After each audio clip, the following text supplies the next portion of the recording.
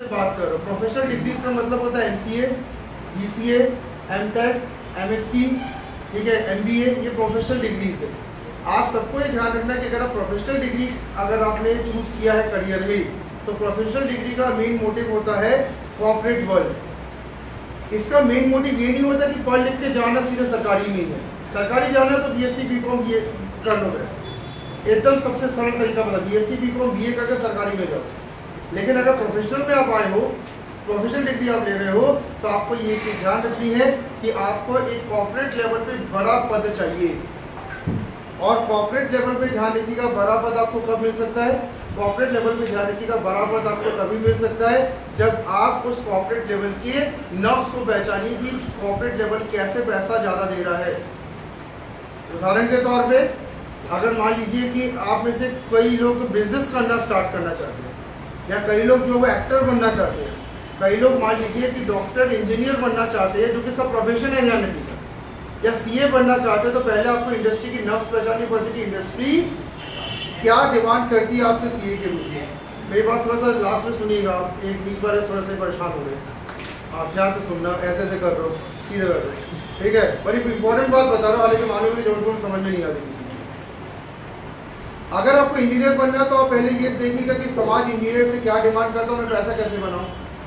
तो आप इंजीनियर्स के साथ रह के सीखते हो कि कैसे काम करना, पैसा कैसे बना रहा है। लॉयर के साथ रह के सीखते हो कि पैसा कैसे बना रहा है। उसी तरीके से ध्यान रखना, IT इंजीनियर बनना है या MBA करके आपको किसी कंपनी में मैनेजर बनना है।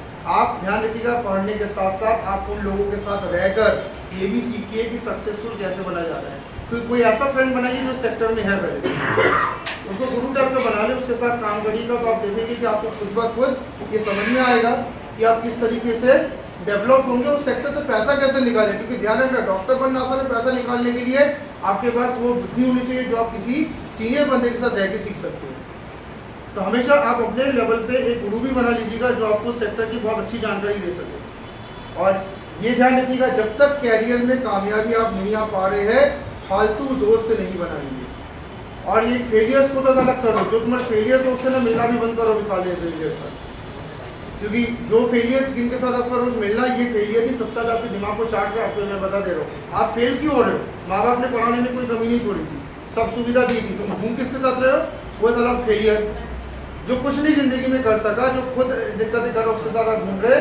तो आपको ध्यान रखना है कि फेलियर्स का थोड़ा साथ छोड़े। ट्रेनिंग में पहले बताया जाता है, ISPSC की जो बड़ी बड़ी ट्रेनिंग चलती है इलाहाबाद में, वहाँ पे पहले सर बता देते हैं, सुन लो आज से तुम लोग को छोकरी और फेलियर से दूर रहना, दोनों से दूर रहना। कारण क्या है? वो 6 महीने 1 साल आपको अभी बहुत मेहनत करनी खुद पर, तुम्हारा मादा कोई ना खा जाए।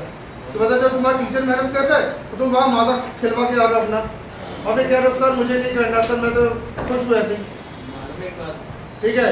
तो सीधी सिंपल सी बात है, आपको एकदम ध्यान रखना कि ये 6 महीने 1 साल किसी भी फेलियर पर्सन से दूर बना के आपको रखना पड़ेगा। ये IT कंपनीज का हर जगह जाने का ये सिद्धांत होता है जो मैंने आपको बताया, ठीक है।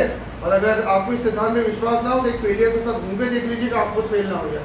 आपके फेलियर के मेन कारण क्या, घूम किसके साथ हो, आप देखना खुद कहीं ना कहीं आप गलत किसी संगत में हो, आपको नहीं रहना चाहिए। और अगर नहीं है कोई अच्छा तो अकेले रहो, डेवलप जल्दी कर जाओगे।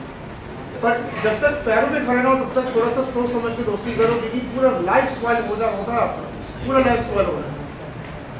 और जबलपुर में अनएम्प्लॉयमेंट का मेन कारण ये नहीं है कि यहाँ नौकरियाँ नहीं है, यहाँ पे अनएम्प्लॉयमेंट का मेन कारण है कि आपका दिमाग खाने वाले लोगों की तादाद बहुत ज़्यादा है। ऐसे बहुत लोग हैं जो खुद कुछ नहीं कर सके, तुम्हारा दिमाग भी चाट गए। अच्छा खासा 80-90 वाला % वाला बंदा आज रिजर्व बेच रहा है, मैंने देखा है 80-90% वाला बच्चा रिजर्व बेच रहा है। 90% वाली लड़की जो घर में बैठकर रो रही है, बर्तन धो रही है, क्या हो गया? 90% वाली लड़की थी, आज किसी सेक्टर में नहीं जा सकती थी, खा लिया किसी ने दिमाग और उससे खाने दिया। उसको खुद अकल नहीं था कि मैं जाके देखूँ कि मेरे सेक्टर में 90% के बाद मैं क्या कर सकती हूँ। तो खाने वाले बहुत बैठे हमारे शहर में, मैं बता दें। और तुम लोग में से सब जो जितने सब फेल हो गए उसका कारण यही था कि खाने वालों ने खा लिया। तो आप थोड़ा सा सोचिए कि मैं इनसे मुझे बच के रहना पड़ेगा, ठीक है। तो आज का हम यही सेशन को एंड कर रहे हैं। अगर कोई प्रश्न जवाब क्वेश्चन है तो आप क्वेश्चन पूछ सकते हैं। और तो